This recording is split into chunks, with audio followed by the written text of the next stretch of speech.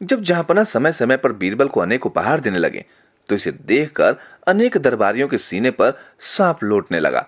वे मिलकर साजिश रचने लगे कि बीरबल को दरबार से कैसे बाहर निकाला जाए। उन्होंने बीरबल के खिलाफ एक योजना तैयार कर ली। एक दरबारी अकबर से भेंट करने गया। महाराज, मैं आपको परेशान करने के लिए क्षमा चाहता हूँ।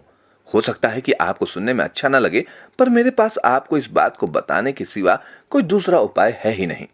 दरबारी ने आगे कहा, जहांपना, मुझे नहीं पता कि आपने इस बात पर गौर किया या नहीं, परंतु बीरबल इन दिनों दरबार में नियमित रूप से नहीं आ रहे हैं।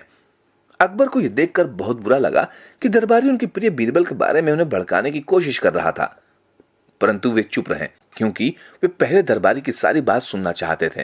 उन्होंने कहा, तो तुम क्या कहना चाहते हो?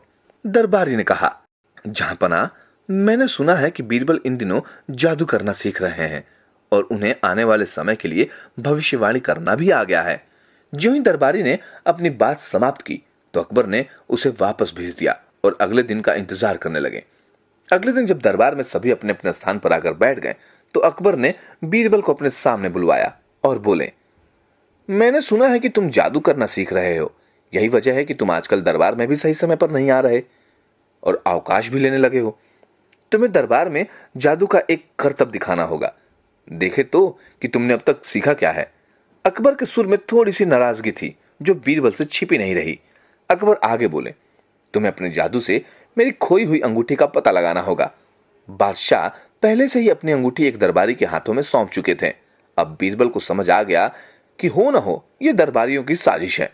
उन्होंने ही मेरे बारे में महाराज के कान भरे हैं। उन्होंने नौकर से कहा कि वो एक कटोरे में चावल लेकर आए। फिर उन्होंने कुछ अजीब से मंत्र पढ़े और मुट्ठी भर चावल दरबार में बिखेर दिए। बीरबल ने दिखावा किया कि वे कोई जादू कर रहे हैं। उन्होंने कहा, जहांपना, मैंने अपना जादू दिखा दिया है। अब आपकी अंगूठी जहां भी होगी हवा में तैरते हुए आप तक आ जाएगी। ये सुनने के बाद तो वो दरबारी घबरा गया जिसके हाथ में अंगूठी थी। उसे लगा कि बीरबल सच कह रहे हैं।